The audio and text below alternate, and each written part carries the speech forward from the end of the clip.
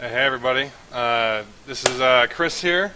I am the CEO of Archetype Studios. Welcome to the State of Midair.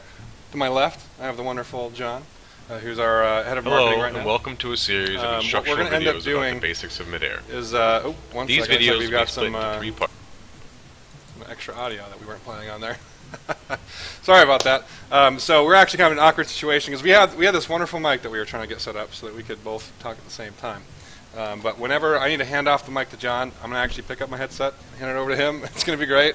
Actually, I'm not even going to ask you to say hi because it's going to be kind of quiet. But John says hi. He's super excited to be here with us today. It's actually been kind of an intense road getting to this point. The last week has been just insane. We've been working day in, day out trying to get this alpha build ready to go. Get all our keys ready to send out to you alpha backers. And we're super, super excited about what's to come in the coming months in the closed beta. So let's what we're going to do today is we're going to give you guys a quick intro into what we're going to talk about for the State of Midair. So first off, we're going to jump into kind of a quick post-Kickstarter recap. We're going to revisit all the stuff that we have done to date. Let me actually double check and make sure that we don't have any audio issues. Looks like no one's complaining about the audio quality or about the sound levels or anything like that. So we're going to jump into a post-Kickstarter recap. We're going to talk about everything we've done to date because if you take it, month by month by month, you see these kind of incremental updates. But when you take a step back and look back at everything, like there's been a ton of progress. So we're gonna jump into that. We're going to talk about our Trello board where we keep our top user issues. We're also going to introduce a new team member who just joined our team this week. And we're also going to look at our alpha build preview, which is going to give us a chance to kind of walk through some of the new features coming out in the build that we are going to launch live today on stream. From then, we're going to talk about a new video coming out from our community. We have a few guys, Swordfish and Shrek, who have actually put in some time to create a help video. So we're going to have a quick preview of that. And then we're going to look towards closed beta. We've got some good features coming out in the next few builds. We're going to kind of do a high-level look at that, talk about what our overall goal is for the next few months. And then we've actually got a special announcement with regards to closed beta that we want to talk about. So we're going to announce that. We're super excited about that announcement. And on top of that, we're going to have some contests. So we're going to give away some keys on stream. John's going to talk about it here in a second. And then at the very end, we're going to turn the alpha build on. It's going to be live for everyone to go download who currently has the game. And we're going to send the keys out so that you guys can go redeem these keys on Steam if you're an alpha backer or alpha supporter, and then get it in play today. And then following that, we're going to get a bunch of our devs, go into some servers, and play some games. So we have a lot to talk about today. Pretty excited. Real quick, what I want to do, actually, before we jump into the Kickstarter recap, John's going to give you guys some details about this new contest that we're going to be showing today. All right, how's it going? So, so you can already see this slide up here. Looks like every 50 viewers is going to result in a key giveaway. So right now we're sitting pretty at 144 viewers. 149. The number is climbing. So we're just on the cusp of three key giveaways. Further on in the stream, maybe 2/3 of the way through, we'll look at the viewer list and randomly select, at this point, 3 different winners who are each going to get an alpha key. So get out there, share the link to the stream on Facebook, on Twitter, on Reddit. Get your friends in here. Anybody who would want to see the stream, get them on here, get them watching, and everybody wins more keys that way. So that'll happen a little bit later. Another promotion we're running is after the stream. So actually, after the alpha build drops, get out there and run your own streams. So stream yourself playing the game, and if you start this stream within the first 24 hours of alpha build being live, we will enter you to win 10 alpha keys to give away. So that's kind of the bigger bundle there. So those are the 2 promotions that we're running now. And like I said, share the stream, get people in here, and get them pumped up about Midair. Back to you, Chris. I got to really invest in a better mic. All right, so we're super excited. Let's go ahead and run right into the post-Kickstarter recap. So let me quickly pull up my notes because we actually have so much stuff that I can't just think of it from memory. So I've got my notes here. We're going to start from the beginning. So right after Kickstarter, we actually had a great opportunity where we actually brought Discord in as a partner.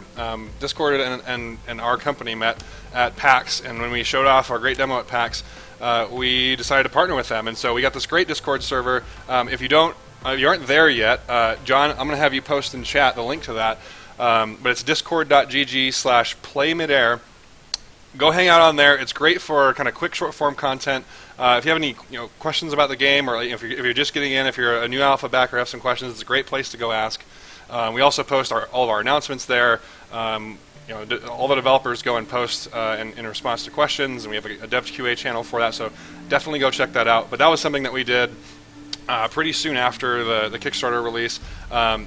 In general, after Kickstarter, we spent a bunch of time working on making our build system a bit more resilient and a bit more automatic so that we could push builds out more consistently and faster without spending a bunch of time from our developers sitting there with their computers and running the build over and over again to try and find issues and things. So we automated that stuff, which actually allowed us to accelerate a bit more quickly with the features that we were putting out. We also did a bunch of what we call reducing technical debt. Which is essentially taking a bunch of code that we might have rushed in order to get ready for our Greenlight campaign or our Kickstarter campaign, and making it better so that the systems are a bit more reliable and a bit more, have fewer bugs, are more expandable, makes it easier for us to quickly tweak and add features and that sort of thing. On top of that, right around the same time we announced the Discord partnership, we actually released a big patch. Now this patch was centered around our packs and augment system.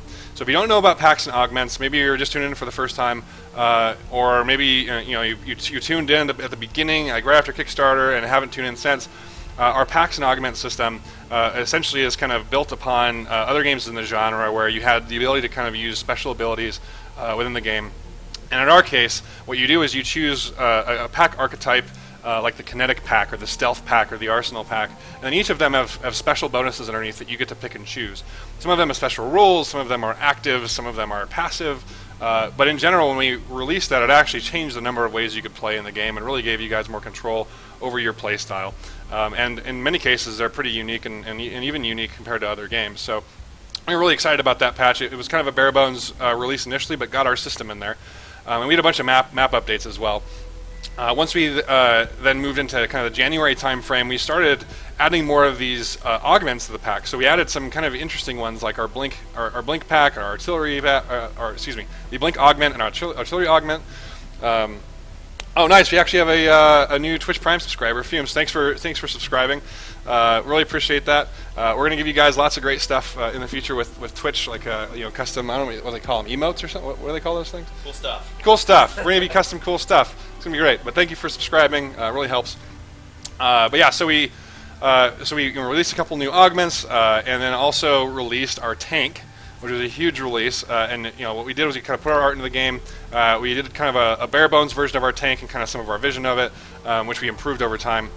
We also released the plasma gun at that time, which is one of my favorite weapons in the game, frankly. It was one of mine in the old games in the genre. It feels really good. It's very, very effective, very powerful. We actually have Stork Soufly just subscribed with his Twitch Prime account. Thank you so much for subscribing, Stork. We also announced a new game type, Rabbit. We announced and released a new game type, Rabbit, in that patch as well. So this patch in January is actually pretty huge. Because Rabbit is one of our more played game types now. It actually helps the games get started early on with lower player counts. Also at the same time released a Menorah art overhaul, which actually, if you look at the kind of border of this stream, right down here and around all of the video down there, that's actually from our Menorah map, and it looks beautiful. So props to the art team and Santeri for working on that one. On top of that, we announced an in-game reporting feature and released it. This is actually super critical. So if you guys are in alpha and want to go in and play and have a bunch of feedback or see some bugs or whatever it is, please use that in-game report feature. I'll try to highlight it later in the stream. But that goes directly to us. I don't know if you guys have heard of Slack, but it's kind of like a chat program that we use. It's more fully featured than just simple chat, but what we do is we actually pipe those directly into that chat. So we get those messages right away, and we try to respond to them as quickly as we can. So please use that feature. So moving into February, we actually launched our supporter dashboard. We had a lot of feedback from folks that, hey, you guys are doing a bunch of great stuff, but it's hard for me to kind of learn about it, and I don't know kind of what you're working on in the future, and I kind of just want to stay in the loop on what's happening. And so we launched our supporter dashboard, which you can go to at playmidair.com/supporters or dashboard. Which one was that? I think it was supporters. It's also linked on the front page in the header. You can go check it out there. But in there we have our latest devlogs where you can check out roughly 2 to 3 weeks between each devlog if we're on time about that. And you can see what we're working on next. Also, real quick, I want to call out Ultra Veggie and Nate Arendt, who just subscribed via Twitch. Thank you guys so much for doing that. That's awesome. It really helps us. Excuse me.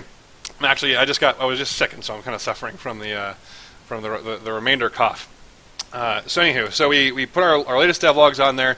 We also have launched a top user issues board, which we're actually going to talk about a little bit later as well. But our top user issues board allows you guys to see kind of the feedback you've given, ranked and prioritized, and whether or not we're evaluating it, if it's planned, if it's in development, or if it's been pushed to a build. And it gives you the opportunity to vote and comment on some of these issues to give us more of your feedback. So again, more on that later on. But that was a pretty big one for us as well. We also put the development roadmap on the supporter dashboard. We have a frequently asked questions, some community resources, all the good stuff that comes along with a supporter dashboard, including the timeline, which everyone should go check out the timeline. If you have questions about when this thing's coming out or when I get access, definitely go check out that timeline. It's all there, and we keep that up to date with our current plans. We also released our build for 2.3. We actually upgraded our engine. We added the new sensor system, which was a huge addition because it's a big part of base. So if you don't know about base, it's sort of short form for what we call base capture the flag. Base capture the flag is the primary game type in Midair, and what it essentially is our full vision for the game. It's we love in the genre the movement and all the freedom you have and the way the weapons work and the skill involved in doing all that, and that's really the core of base CTF. But with base CTF in particular, we actually increase the importance of the bases that you're defending as well. So there are larger bases where you can go defend. You can attack the enemy base. There are objectives like generators and inventory stations and turrets and sensors that you can take down. And what it does is it kind of adds a bit more of a large map, large player feel. New players can jump in and feel pretty effective and try a lot of new things. There's a bunch of fun features in there. It's just a great game type. So that was something where we added the sensor system, which is a big part of that, because with these big maps, if you know where the enemy team is, then that's some super serious, powerful information. And so keeping your sensors up, knowing that you can go out and deploy a sensor in the field and maybe learn about the enemy a little earlier to see if they're flying a vehicle or see if they're coming at you super fast, all that stuff's super critical. And it also integrates with some of our augments as well. So we have a stealth pack that allows you to either go invisible to players but maybe show up on motion sensors, or you can do a sensor jammer where you're sneaking by the enemy base or by the enemy defenses. Turrets aren't shooting you, but you can get into the enemy base and take down the enemy defenses and let your team go capture the flag or do other things. So it really is one of the core systems to our game. And so we added that in build 0.2.3, which was our last patch. We also added voice binds, which were a pretty commonly requested item, and it was something that we were really excited to build. And we had one of the old genre players, Boomerman, who voiced that for us. Now it's our version 1. There's still a lot to go there. We want to add a lot more capabilities. Things like calling out tactical, situational things like, hey, there's an enemy coming in from the west, or defend this specific part of your base. Things like that. We want to add more capability for everyone to be effective at calling things out without needing to be on voice or needing to open up the chat window and then type out a lengthy chat message. On top of that, there's just some fun stuff in there like taunts and compliments and things like that. So we added that in that build as well. We actually have a bug fix for that in this coming patch. We'll talk about that later. We also made some vehicle pad improvements where our fighter and our tank can now be purchased from a vehicle pad and that sort of thing. And then our latest devlog, we actually talked about some of the stuff coming up in and then actually in February we released more things. I totally forgot. This list is super long. So we actually released proximity mines, so you can deploy a mine that sits on the ground, and then when someone runs over it, it explodes and does a bunch of damage. Really helpful for defending your flag and defending bases. It is destroyable, so if you keep in mind. Actually, real quick, we've got another subscriber on Twitch Prime, HDP Techi. I don't even know if that's how you pronounce that, but Patechi. Well, thank you, Patechi, for subscribing on Twitch Prime. Again, all the subscriptions really help. So if you've got Twitch Prime or things like that, like definitely subscribe. Or if you're interested just in general, then please subscribe.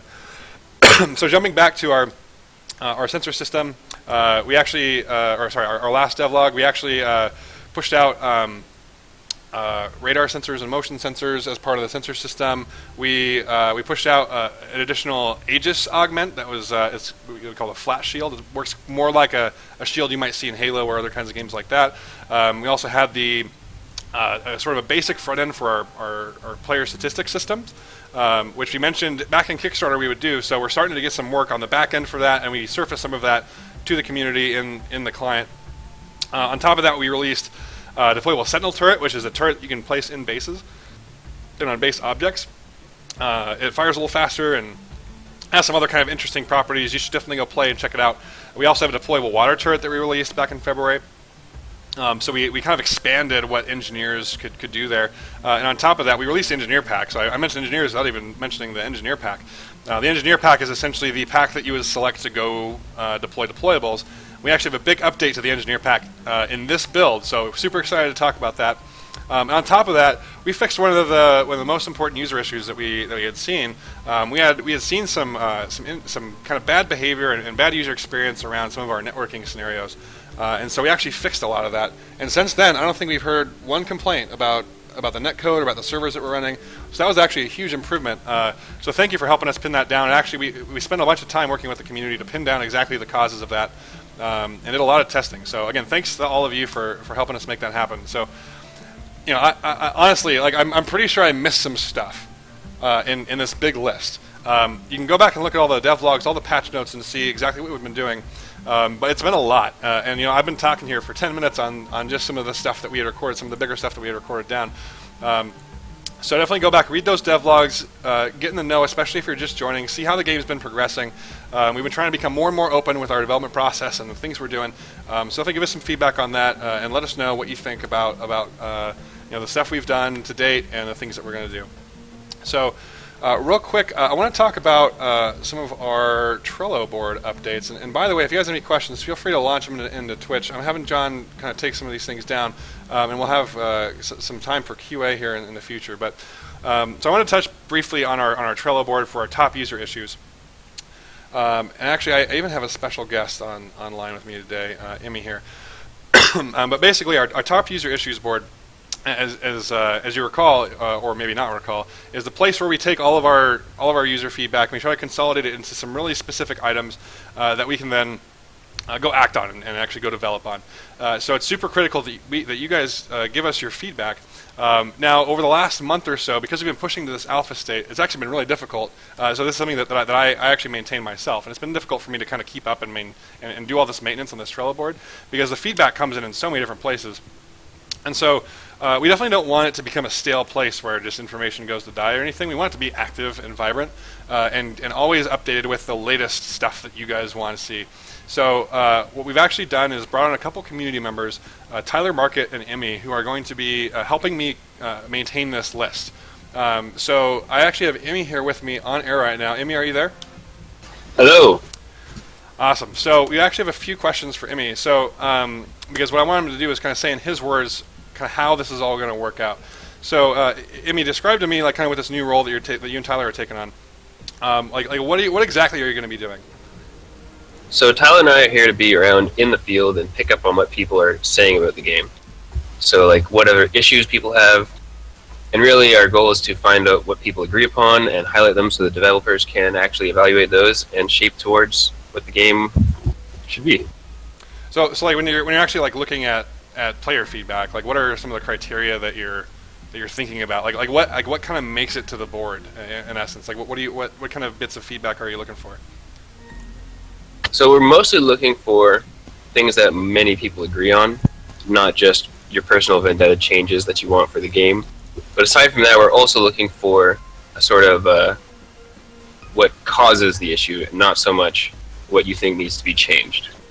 So you're talking about causes, like, and sort of the underlying reason, or what the underlying effects that you're seeing, right? So tell me a bit more about that, and like, what are some do's and don'ts for users who are posting feedback, but maybe are not seeing their feedback get pushed up to that top user issues board, or what are some things that are more likely to make them more likely to see their feedback up there? So what you really want to do is check on the Trello and the forums.playmidair.com, and see if your issue is already being discussed.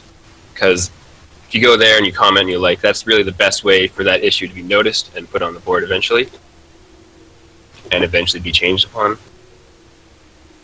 Right. And then something I noticed, because you were talking about earlier about causes and that sort of thing, and this is something that we see really frequently. We'll see users come in and like they're super passionate, like they've been playing Midair for a while now, and they're starting to see some of the ins and outs of the game and understanding a little bit more about how stuff works. And they'll come in and say, all right, I've got some feedback. I want the ring launcher to have 10 more damage. And then we end up spending like the next 5-10 minutes trying to say, okay, well, why do you think that? Because really what they're saying is, I don't feel very effective with the ring launcher. It's hard for me to hit people on the ground or whatever it is. And like that's actually the feedback that is the most valuable to us, because you don't necessarily go into like a doctor's office and say something like, hey, I'm not feeling well. I think I need 4 aspirin and I need a splint for my arm. And the doctor's like, okay, well, I can't really give you those things unless I actually understand what's going on. So this is it's crucial. Like giving good feedback is super critical to Midair. Like we've already made tons of great changes in the game, and we're going to continue to make good changes. But it really relies on great feedback from the community. So helping us out by kind of really getting down to kind of what you're feeling and the experience you're having, instead of like trying to prescribe specific changes that are like really deep in the numbers and that sort of thing, really helps us. Like, and it's not to say don't get in depth and kind of learn more about the game or anything like that, but it's more about like help us help you and help us make this game better together. So. All right. Well, thanks. Anything left that you want to say before I let you go? Yeah. Don't be rude, or your post will get doctored. Yeah, as always, we're all in this together. So definitely, be a great community. I mean, we already have lots of great community members here who are super super-helpful, and only a few bad apples. So don't be a bad apple. All right. Thanks, Emmy. No problem. All right. So moving along here. Real quick, I want to touch on a new team member who's joining our team. This is actually a community member who went above and beyond and reached out to us and asked if he could help in more ways. So many of you know Jamin from the community. He's now going to be helping us by starting to monitor and configure all of the game servers that we're running.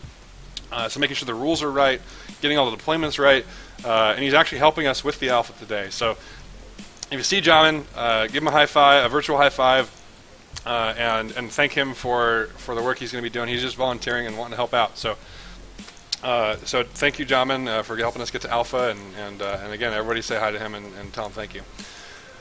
All right.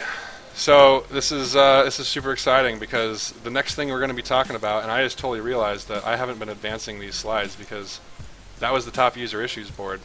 But what we're going to do next, actually, is jump into our alpha build preview. So let me quickly get my game spun up here. I left it off because it actually kind of bogs my system down a little bit when I'm doing all of this streaming stuff. So I'm going to launch this real quick. But man, I'm super excited about some of the stuff that's coming down the pipe here. We mentioned in our blog post that we were adding Arena, and we're going to be modifying the Engineer Pack. We're going to get into some of that right now. But what we're also going to do is take a look at first our overhaul, our art overhaul and sound overhaul of Cryosis. This is something that we've been working on for a while now, and so we're super excited to show you. So I'm going to go and join up into this game here, and I'm going to show you guys on stream what we're talking about. We actually had some images earlier on. So let me go ahead and jump into Spectate here. And we'll just fly around the map and take a look at what's going on. So as you can see, we've got this giant floating crystal in the middle. Obviously, there's mana in that, and we want that. And so we've got these giant pipes going in there and trying to pull everything out. But actually, kind of, it's pretty cool because it like gets a central feature where before it was just kind of this simple terrain. We also, Santeri in particular has been working on this one a lot. So give Voidspawn some kudos. He's been taking the time to figure out all these new models and things that we have for the stand, and he's actually been doing some great work on these textures. So you get, for me, I kind of look at this and get kind of this nice steampunk vibe. You can see all the work in the detail going into this flag stand. If you've seen this before, it was actually pretty barren. It's pretty simple, very simple shapes. By the way, you see these steps here. If you just walk into these, you will slowly walk up the steps, which is, it's kind of one of those underestimated things in games where you have steps and you can't, you either stick into them or they just behave super weird. So just wanted to call that out in case some of you kind of hardcore players see that. But you're seeing all these kind of decals and all this great attention to detail on this base here. We've got these sort of mana cryo tubes underneath. We actually teased that in our blog post. We'll go and fly through the center here, and you can see that and actually our sky right now is this beautiful hand-painted sky. It really accentuates a lot of what's going on with the crystal in the middle. So we've got all these players here playing a little bit of LCTF or light CTF. If you don't know what that is, it's essentially our CTF game mode, our base CTF game mode, but stripped down to its core. So just light armors with a very specific set of rules. And it's very straightforward. It's first to 8, and you run on capture the flag. There's no inventory stations, no bases, nothing to take down. It's been one of our more popular game modes right now, just because there aren't enough players to really get a lot of public games for the big games going. But we're really hoping that changes with Alpha. We have a lot of people coming in with Alpha, so we're super excited about base games taking place here soon. So real quick, I'm actually going to turn that off briefly. I'm going to tell these folks to switch it over to Arena. Excuse me. And then we're going to take a look at Arena. This is one that kind of came in hot with our build, but it's actually really fun. I've been having a lot of fun with it. And one thing to note about Arena, we are releasing with 5 Arena maps on launch. So big props to Narc and our level design team for getting all these maps ready to go. A lot of them actually play pretty well. I was playing with several of them and doing some of our tests. And it actually worked out like each of them kind of have their own specific style of play. So I'm really excited to see you guys play and get involved. I actually had several people messaging me saying hey man, I bought Alpha just for Arena. So it seems like the Arena patch is coming at a great time. Here we go. We're getting the match warm up. I will put the game back on screen here, and we're gonna go full screen because I'm actually gonna get in here and play a little bit. Let me quickly set my loadout. So I'm probably gonna go with a plasma gun, and then I'm gonna stick with. Let's see. I think I'm going to stick with my kinetic pack and ground regen, and I'm going to go with plasma gun, ring launcher, and grenade launcher. We'll play a couple rounds here and see how I do. These guys are all pretty good. So what it's going to do is it's going to stick you into a pre-round scenario where everyone kind of sets up their inventory stations, or sorry, their loadouts, not their inventory stations, and then you actually go into your inventory station. Let's see. I'm actually having a hard time moving here. Let me quickly disconnect and join back into the game here. But basically you have 2 uses of your inventory station. You equip yourself, and then you basically spend your time trying to kill the enemy before they kill you. If you die, then you're out for that round, and you just go into a kind of spectator. So it looks like I joined kind of mid-round, so we'll spectate this one round, and then we'll get in. So right now I've got, I'm observing Stork right now, who's on red team, I believe. Oh, he's on blue. So you can actually go into the third-person spectator as well to get a perspective on your team. You cannot observe the enemy players. So you've got Wizard right now doing some ring launch on App 1 right now. Actually, App 1 is using the shield. We're working on some shield rebalancing as well. I'll have to double check if I was able to see if that got into this build in particular. But as you can see, a lot of players are playing heavy. It's kind of a heavy-oriented map. Let's see. So now we're in pre-round again. So again, this kind of locks you in place here at the beginning until the round starts. This is actually a pretty good time to kind of discuss strategy and set your loadout. All right, let's see if I'm worth anything over here. One of the kind of cool things about this particular map is it has some nice kind of ski ramps to get you out into the action really quickly. And by the way, I can't multitask when I'm playing, so if I'm actually trying, then it's going to be a little difficult for me to also talk. Oh, I just got wrecked by 2 people at the same time. So what this game is first to 5 right now. We'll probably end up tweaking those rounds a little bit. As you can see, a lot of our packs are in. There are no heavies. There is no engineer packs, so there's no deployables or anything. So it's limited to kind of the combat roles.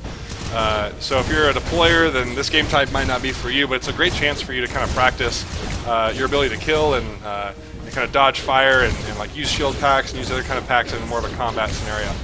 So we're super excited about this one. Let me go and switch back over to the overlay here. We'll let that keep on going.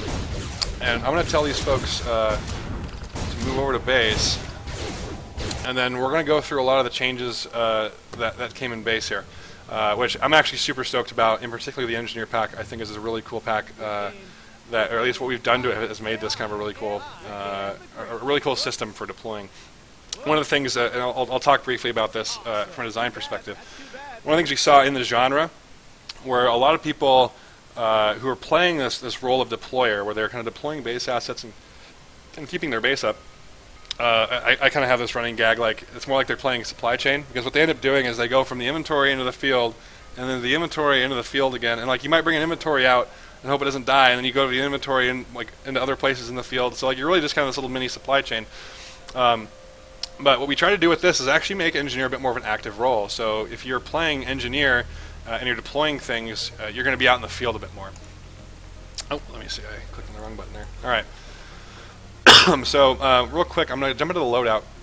And so now I've got, I'm going to switch to a medium here. And I've got all of my packs here that I mentioned earlier. And I've got the engineer pack. And you'll notice that there's this thing called charge regen. I'll get into that in a minute. But one of the mechanics we added to the engineer pack, and this is going to kind of respawn me real quick after the match warm-up here is done. But one of the things that we added to the engineer pack now is when I've got it equipped, I've actually got a series of charges here. So you can see on my right-hand side, and let me actually quickly go to full screen so you guys can see this. I've got 3 dots right above where it says engineer. These are charges that I can use to deploy assets. Now, in the previous update, we basically switched your ability to deploy an asset to C. You choose your asset in the loadout menu, press C, and then go deploy it. This has actually changed a little bit, so it's still C, but instead of picking your asset beforehand, you actually have a list of assets here. And each type costs a certain number of charges. So sensors cost 1 charge, turrets cost 2 charges, inventories cost 3 charges. So right now, I've got 3 charges, so I can deploy an inventory. Now it's important to note that depending on the armor type, you have a different number of charges. So lights have up to 2 charges, mediums have up to 3, and heavies have up to 4. So if you're a person who only likes to go deploy in heavy, you actually have the most charges, and in many cases can get the most stuff out as quickly as you can. So what I'm going to show you is I'm going to first select my inventory station, and now I've got this inventory ready to go to deploy. So I'll deploy that, and now it subtracts my charges. Now this is where the charge regen augment comes in. So now it's slowly recharging all of the different, or not all the different, it's slowly recharging my charges, which allows me then to continue to stay out here in the field and maybe shoot some of these heavies out here, and then also deploy something else. So right now I have 2 charges, so I'm going to mess with Stork. I'm going to put down a land turret here. I told him not to shoot me, so this isn't really fair. So now I've got this turret ready to help me, and my charges again kind of recharge. Now I can't just sit here and like spam a whole bunch of deployables because it does take some time to deploy. But what I can do is be effective in the map, like helping out my defense, while also, let's say, setting up a sensor network, or deploying inventories and things like that. So I got my inventory. I'm gonna put another one here. Now, when you use a base inventory, you will regenerate all your charges instantly. If you use a deployable, you will only recharge 2, and then it'll continue to recharge. So this is just one of the balance things we did to make the base inventories a bit more important. So I'll go ahead and continue to maybe like run out here and deploy some sensors, because they only cost me 1 charge. So now I'm really encouraged to get out here and deploy some of these sensors and expand my sensor network so I can see where the enemies are coming from well in advance. So if you guys have any questions about this engineer pack, definitely post them in this channel. John, I don't know if you're taking inventory of some of these engineer things, but this is one of the kind of cooler features I think we've added, and I think it's really going to make engineer be less about going back and forth between your base and more about staying out in the field, being effective while also getting a defense up. Now, of course, you're sacrificing other things, right? If you really want to go on offense, or you really want to like be a bruiser on defense, you're sacrificing like a shield pack or energy pack or something else in exchange for this engineer pack. But again, you still have that opportunity to be a bit more effective. So John, do we have any questions about the engineer or any feedback coming through? All right, well, if you have any questions, what was that? So you got a question? Inventory to play. No, you need to go to inventory to equip the engineer pack, but beyond that, you can stay out in the field, at least with this current setup. Now, we only have one augment because we're really trying to get the charge mechanic figured out, and we like the idea of a charge regen, but we will be adding more augments that actually don't necessarily give you the ability to recharge in the field, but might give you other abilities that maybe make your turrets more effective or effective in different ways, or other deployable bonuses, things like that. We're kind of exploring that right now. But this is a mechanic we really wanted to explore in particular.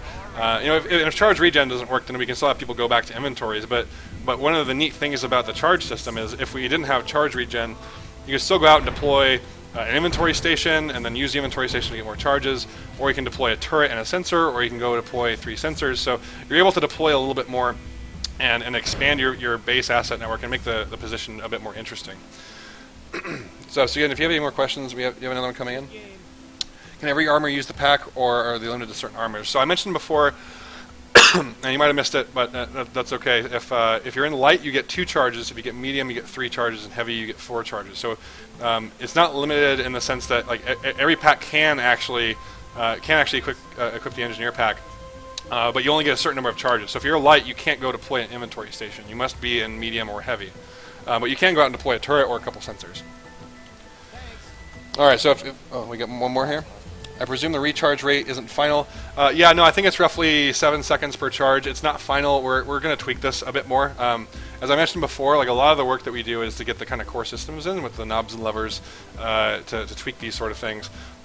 So if it turns out that there's just way too many deployables on the field at any given time in base, then we can obviously kind of tweak that up for this specific augment. Another thing that we can do, because we're talking about recharge rate, we can also give alternatives that might be better in certain situations that discourage people, everyone from using the recharge rate. So we have a lot of different ways to kind of tweak that now with this new charge system. Let's see. Are these art style final? Or I'm assuming you're asking if the art style is final. Yeah. So what you're seeing here is kind of where our direction is going. Now we're always kind of tweaking and making things better with our art, and you can go back and look at past screenshots to see this. But when you look at this and you kind of see this kind of mix between American and Japanese animation, and we kind of have this Pixar TF2 kind of vibe. A lot of that stuff is going to stick, and of course a lot of this stuff is kind of driven by kind of what looks good and what's in our lore as well. So we have a lore that's kind of built around this concept of mana, and we talked about this a bit during Kickstarter, and released a couple teasers. But a lot of what we do with our art style comes out of that. Now when you infuse technology with mana, it actually gives things kind of a personality. So, if I run into the inventory station room, or even just looking at the sensor, kind of is curious. It's looking around, it's trying to find things. It has this kind of nice character, this nice persona. If I run into the inventory station room, a lot of these things wave at you, and they kind of encourage you to come in, and then they end up hugging you when you get on it. And it's kind of this kind of fun, playful style. So a lot of that stuff is definitely gonna see it through. We've had a lot of great feedback about that. A lot of people seem to like that, and frankly, we like it. It's also a very kind of simple style. So it doesn't involve a ton of overhead relative to some of the other things that we could be doing with more realistic styles. It also makes gameplay a bit more straightforward because we're talking about simpler colors, like a clear palette. It's just easier to see people and figure out what things are important in the game. So. With regards, it's kind of a long-form answer to that question, but more of the story is yes, this and variations of this will be kind of our art style long-term. So we have a question: can assets be deployed underwater? So we actually have a water turret that can be deployed on water. I don't know for sure if the deployable land turret can be deployed underwater. I don't think it can. We'll find out. Yeah, you can definitely go get alpha and go find out in the game. But what I want to do is kind of move quickly on to some of our more stuff, because we have actually we're kind of running out of time here, so I want to make sure we get through a lot of this stuff. So one of the new things that we are putting in this patch is the motion sensor, and so we have this kind of brand new model for that. And what that'll do is it'll detect cloakers. So if these people were enemies, and I actually be able to see their IFFs as they ran by, and turrets would be able to shoot at them, it has a smaller range than the pulse sensor. But it really helps you kind of combat the stealthy attackers that are trying to sneak into your base by exposing them to you and the assets that will kind of automatically defend for you. So it's going to be a pretty awesome addition. We also have some vehicle improvements.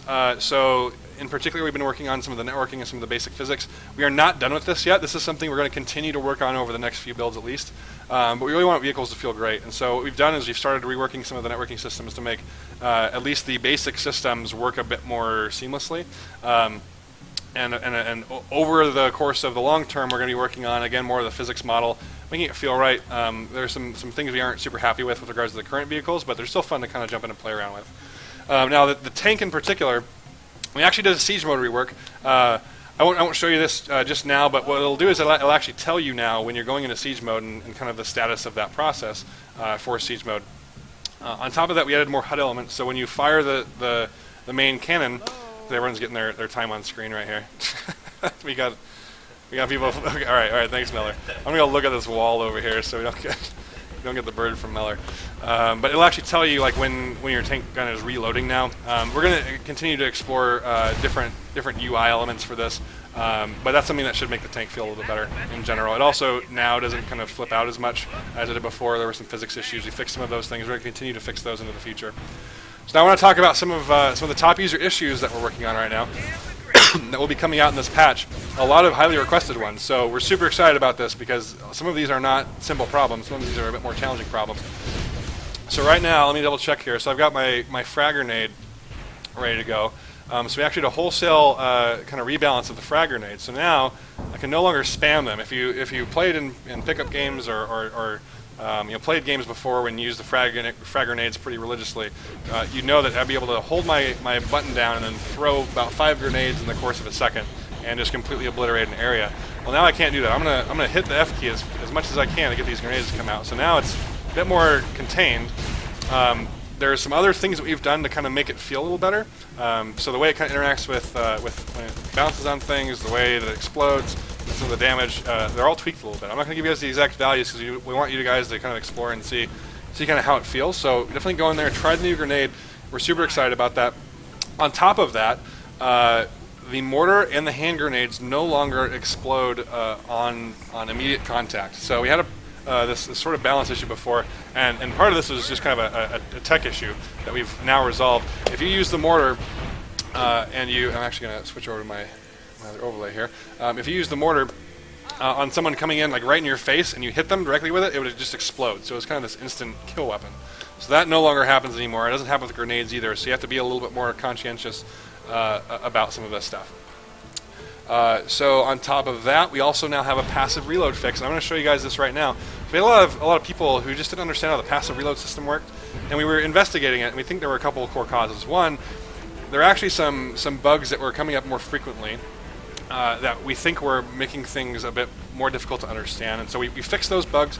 On top of that, we added some user interface indicators for the reload status. So I'm going to direct your view to the bottom right of my screen. I'll jump back into full screen here. So you see these little bars underneath my weapons now. If I fire, let's say, the ring launcher and it reloads, you'll see that bar slowly starts to reload, showing me the status of my reload. Now, if I fire the ring launcher and switch to the grenade launcher, you'll see that it's reloading at a little bit of slower rate, but it's still reloading. And now, when the bar is complete, I can switch and then go fire again. So we actually haven't changed anything about how the passive reload works. We've just fixed those bugs, and now we're showing you a user interface indicator. So definitely go try that out.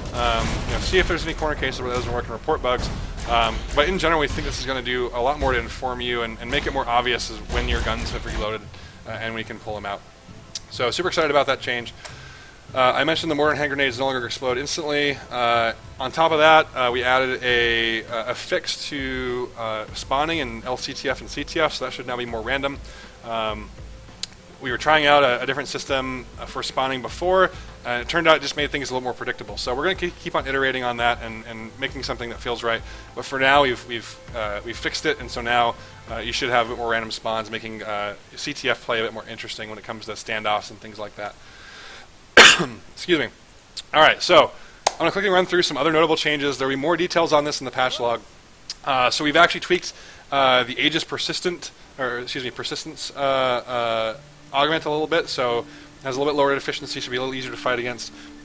We tweaked the blink pack a little bit to make it a bit more effective. We actually found that people weren't using it because there were just so many better options.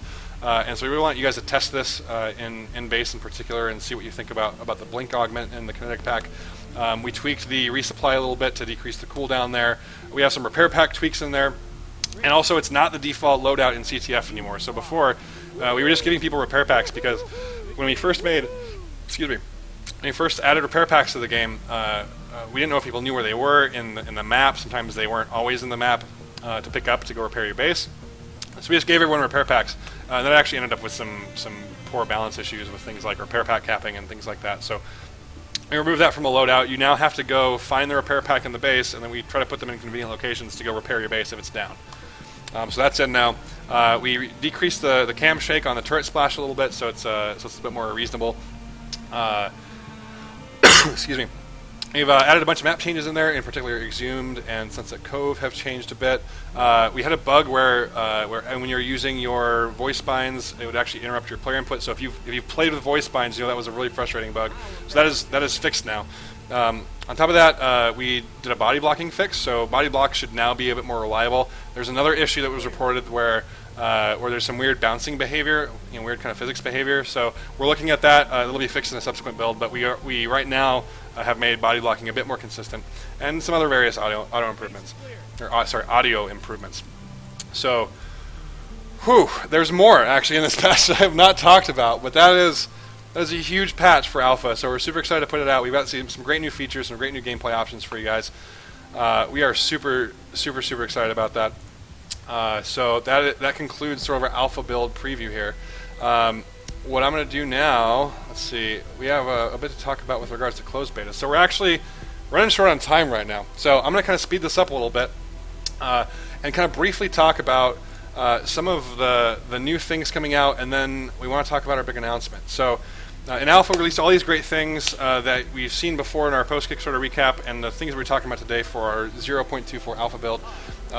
So looking forward to closed beta, we're really going to try to improve upon some of the formulas that we've seen, so increase the quality of various things in the game, do some balance tweaks.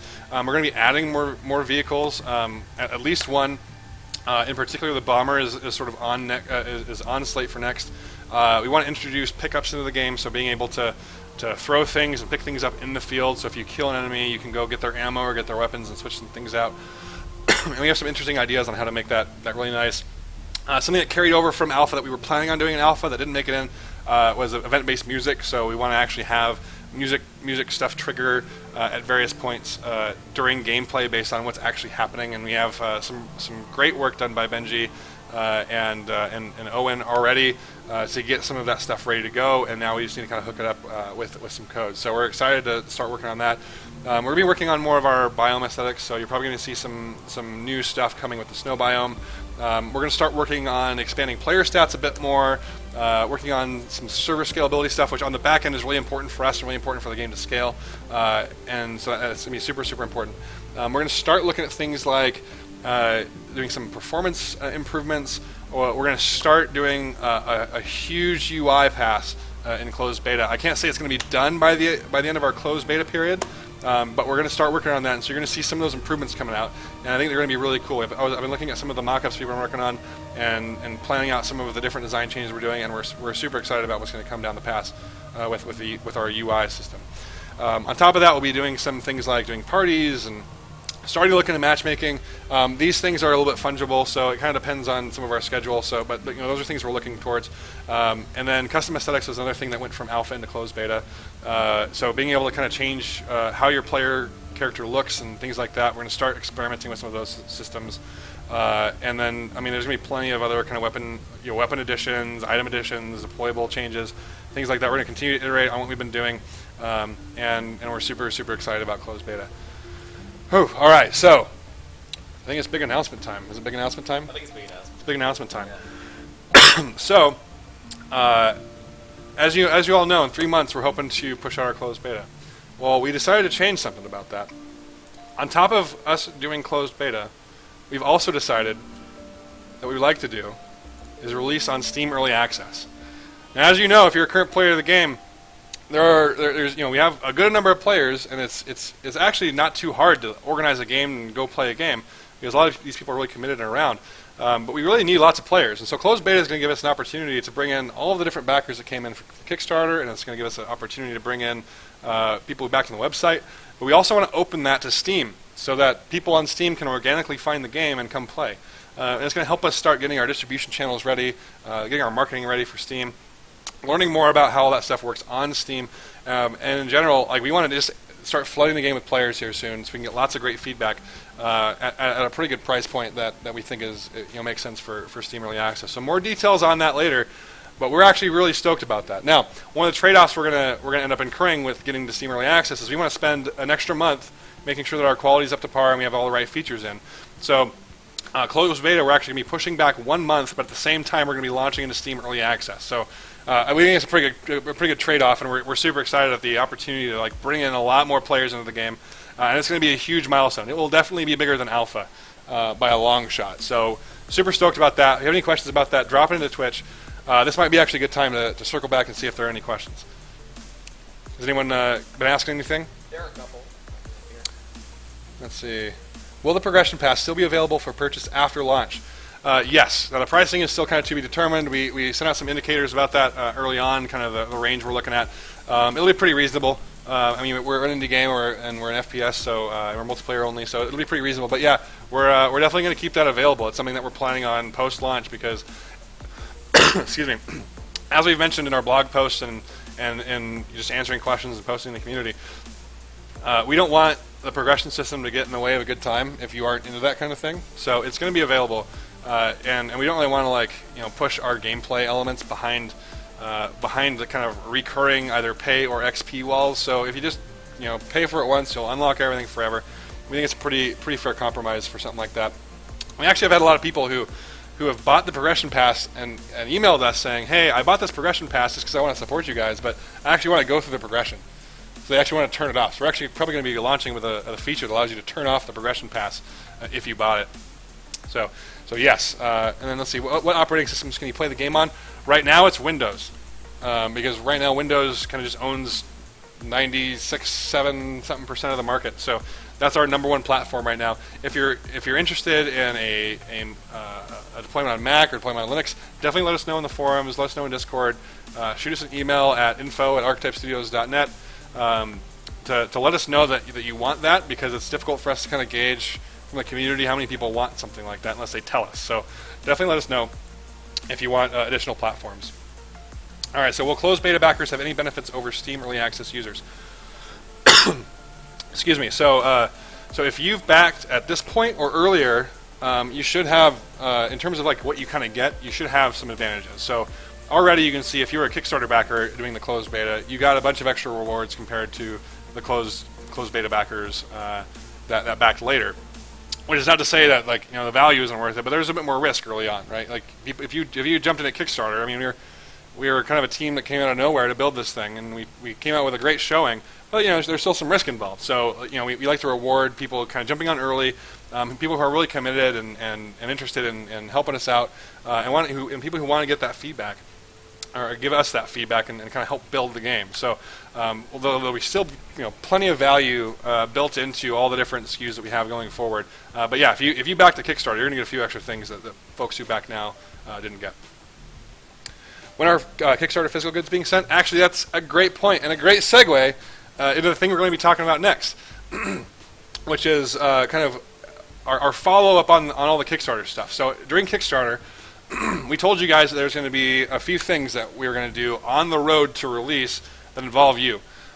One of them is shipping your physical goods. That for people who back to certain tiers, they get physical goods. So we have to send out a survey that will kind of gather information like your current shipping address, because many people have moved since then. So we're not going to use the existing address that's on Kickstarter or anything like that.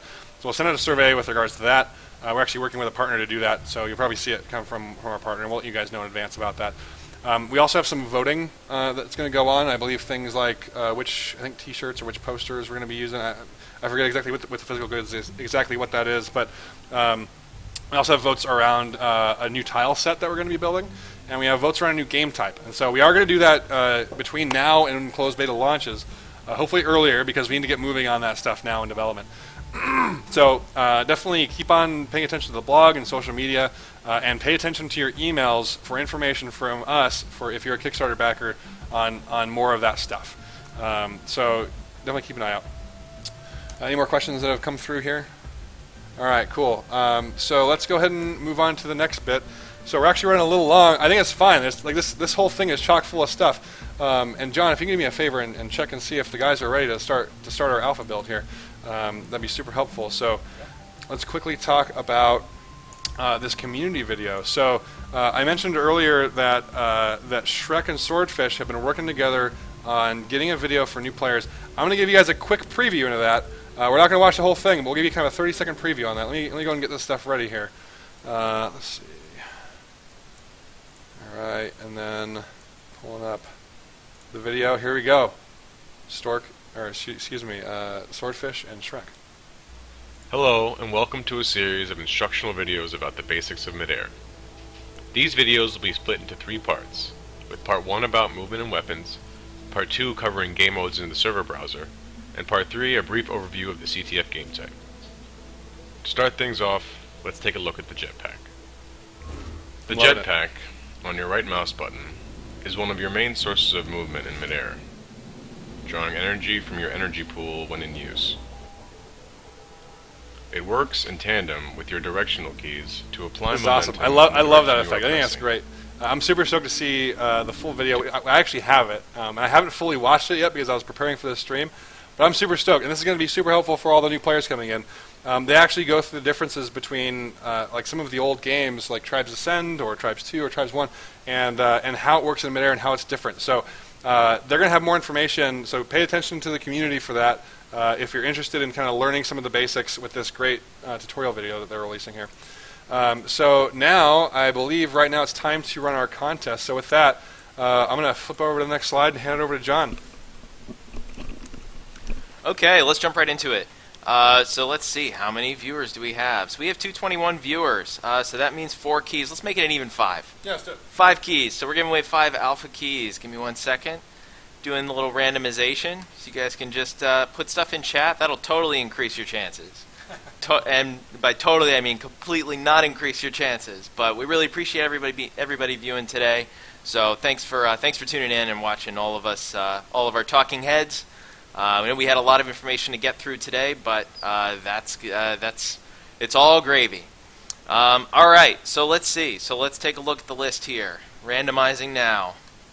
We have our 5 viewers, our 5 winners, pulling from the viewers list. Technical difficulties. Technical difficulties. I think the viewer list is changing, so it's kind of... Viewer list is changing rapidly. We've new people coming in and old people leaving. Shouldn't be leaving yet. We're about to send the alpha keys out. Jeez, what are you doing? All right. Okay, so we have our first winner. And our first winner is Teal Tonic.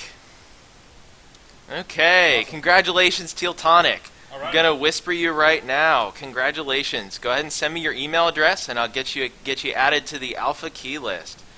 Congratulations. Let me just add you to the winners list real quick.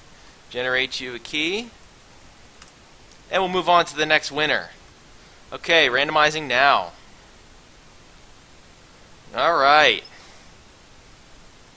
This is super exciting. Yes, it is. All right. Hot Noodles. That's 2 T's. Hot Noodles. Congratulations. Congratulations, Hot Noodles. You have won. I'm whispering you now. Please go ahead and send me your email address. All right. All right. Congrats, guys. Moving on. That's 2 of 5 keys given away. So... number 3, looks like it's Ultra Surf, and that's S-E-R-F, not to be confused with surfing on waves, which would be S-U-R-F. Ultra Surf, congratulations.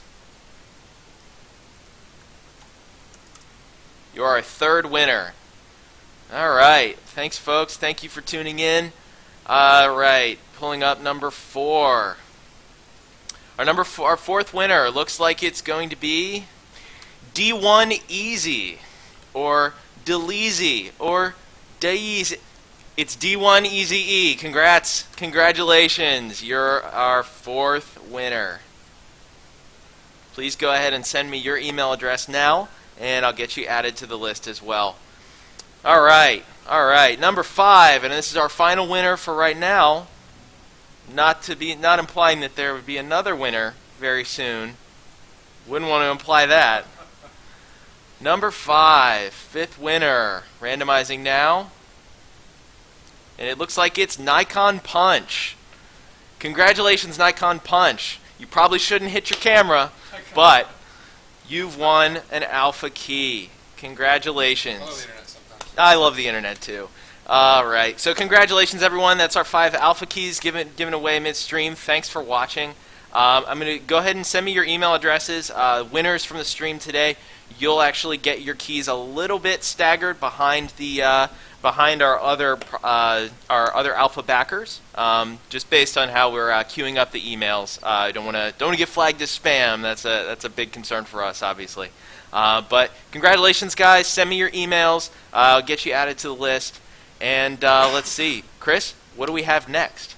We're going to turn this thing on. Oh, right. Yeah, I should probably do that. Yeah. Okay. So, as a heads up, we have just flipped the build live.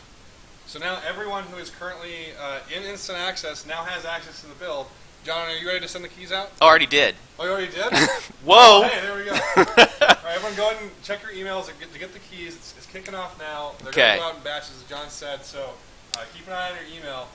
And what we're going to do now, actually, let me pass these back. Thanks, everybody. Check your emails. The passing of the conch, if anyone is a Lord of the Flies fan, which is about what these pubs are going to be here soon. So what we're going to do now is we're going to send it off to some of our community streamers. But what I will say is go get in some of these public games. We're going to be playing them all afternoon. We're sending our developers in there to answer your questions and help you out. And I'm sure a lot of our instant access packers are going to be super interested in helping new players get ready to go and playing. So with that said, why don't you guys go get playing? All right, thanks for tuning in, guys. We'll see you in game, and thanks for playing Midair. Have a good one.